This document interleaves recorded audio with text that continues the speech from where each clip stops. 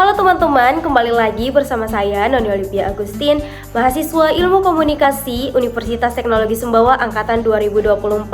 Pada video kali ini kita akan ngebahas satu materi penting dalam ilmu komunikasi, yaitu influencer image dalam komunikasi internasional.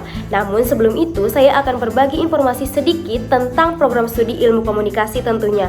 Apa sih yang kita pelajari di ilmu komunikasi dan apa aja sih pemfokusan yang bisa kita pilih jika kita masuk ke dalam program studi ilmu komunikasi.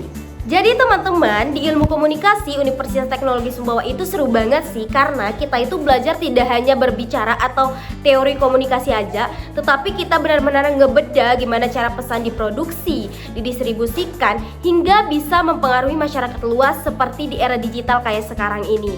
Nah, agar belajarnya lebih sesuai sama passion kita, di ilmu komunikasi UTS ini ada 3 pemfokusan utama yang bisa kita pilih.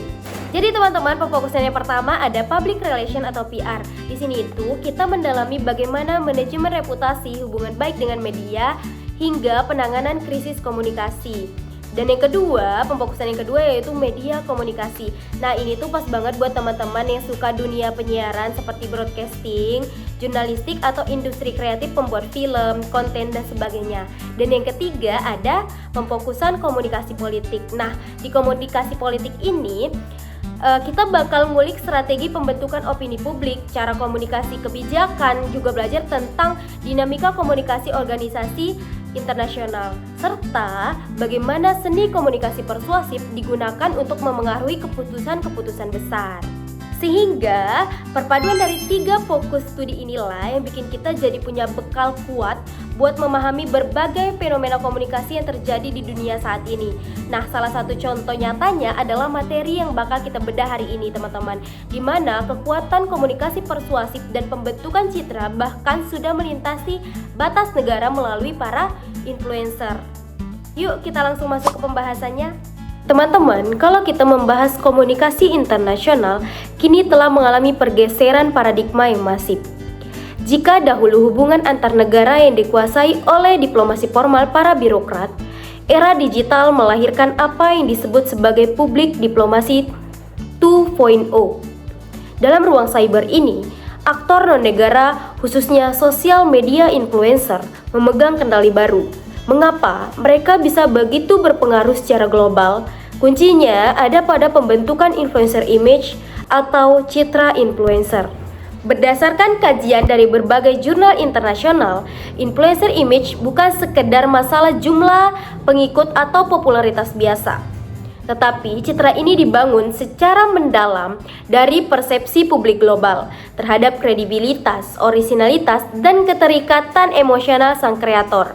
Salah satu fungsi utama influencer image dalam komunikasi internasional adalah sebagai agen nation branding atau pembentukan citra merek suatu negara.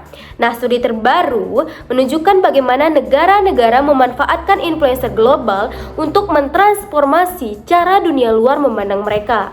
Sebagai contoh, riset mengenai diseminasi budaya lewat blog menunjukkan bagaimana konten sehari-hari seperti kehidupan pedesaan, kuliner tradisional, atau kearifan lokal bisa dikonstruksi menjadi sebuah narasi nasional yang kuat.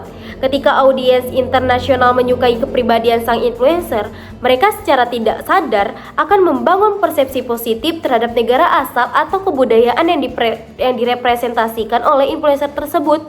Inilah wujud nyata dari soft power dalam skala internasional. Jadi teman-teman, jika kita membedah menggunakan pendekatan social network analysis atau analisis jaringan, influencer image ini berada pada titik yang sangat strategis. Di dunia maya, opini publik global tidak bergerak secara kaku langsung dari pemerintah ke masyarakat. Tetapi sebaliknya, influencer bertindak sebagai jembatan informasi atau opinion leaders. Mereka mampu menerjemahkan isu-isu internasional, identitas negara, hingga kebijakan publik yang rumit menjadi konten yang kasual, organik, dan mudah diterima oleh netizen lintas negara. Namun, komunikasi internasional lewat influencer image ini memiliki tantangan tersendiri. Karakteristik media sosial adalah komunikasinya yang bersifat dua arah dan tidak dapat dikontrol sepenuhnya oleh dua pihak. Riset akademik mengingatkan bahwa jika audiens internasional mendeteksi adanya ketidakjujuran, settingan yang berlebihan atau konten yang tidak selaras dengan realita di lapangan, citra tersebut akan runtuh.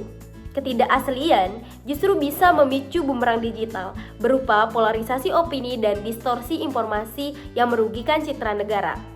Jadi teman-teman, dari pembahasan kita tadi dapat kita simpulkan bahwa di era komunikasi global yang serba digital, influencer image adalah instrumen strategis yang menjembatani hubungan emosional antar masyarakat dunia.